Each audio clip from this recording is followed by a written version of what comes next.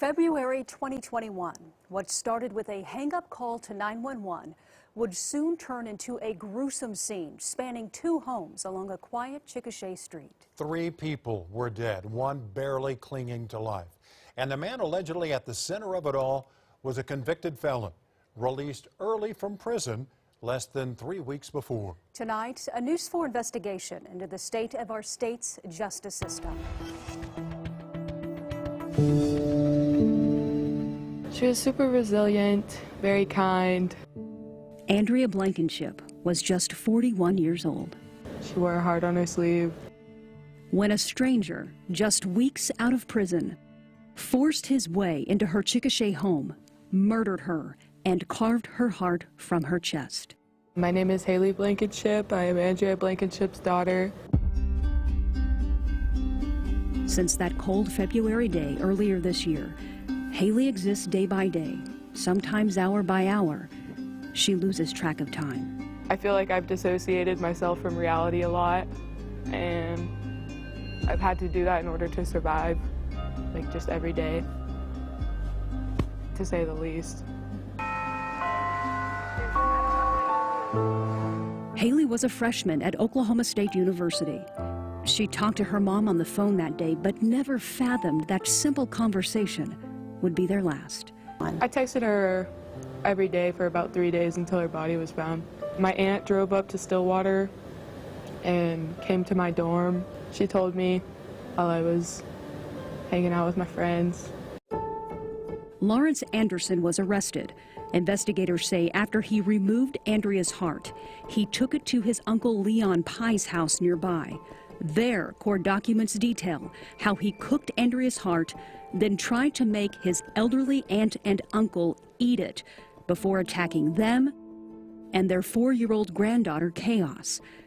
Chaos had been visiting for the day.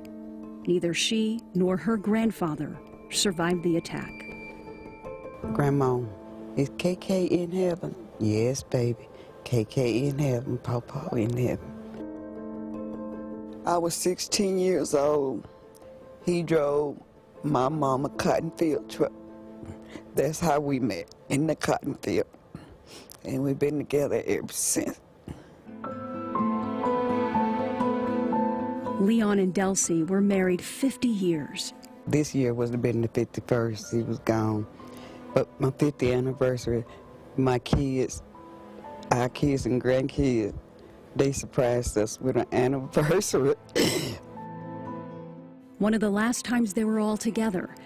Delcy has lots of pictures of that day, but those too were taken.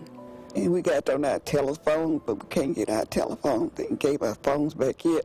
Investigators took the phones and the digital photos as evidence.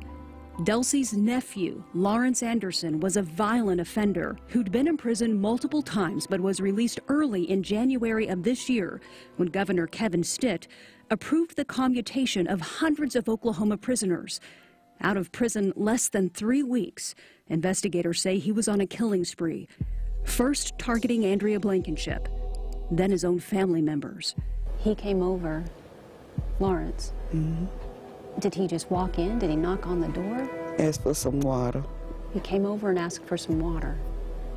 And how did it escalate from that? Just went crazy. He took my husband, then he took me. He thought I was dead. God was with me. Delcy survived, but is now blind in her left eye and deaf in her left ear from the repeated stab wounds to her head. I've seen everything he did to himself. I've seen everything he did to my house. It can't nobody tell me he wasn't in his right mind. He was. Because if he wouldn't have been, he would have killed himself. Horrible. It's like a movie. It's not real, but it's real. Toranzo and Tasha are Chaos's parents. She's full of bright. She's everything. She'll make you smile. If that hadn't happened, then our family would still be here. Delcy still lives in the same home that was once a safe haven for not only the couple who's weathered so many of life's storms together, but to anyone who's stepped inside its warmth. But nothing's the same. People looking at you funny.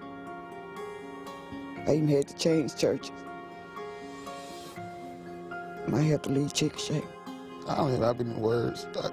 I just wouldn't want anyone else to have to go through this right here because it is not good. I don't know. Whatever God put in front of us, because I walk by faith, not by sight. Haley Blankenship is walking that same journey. Like, everything's hard. Very, very heavy trauma. Two families suffering the same tragedy, wondering why this man was allowed to walk away from a 20-year prison sentence 17 years early. Critical mistakes that ended in murder. Part 2 of our News 4 investigation airs tomorrow night. You're going to hear concerns from district attorneys and questions of conflict of interest on the Pardon and Parole Board. Jolene's special report continues Tuesday at 10.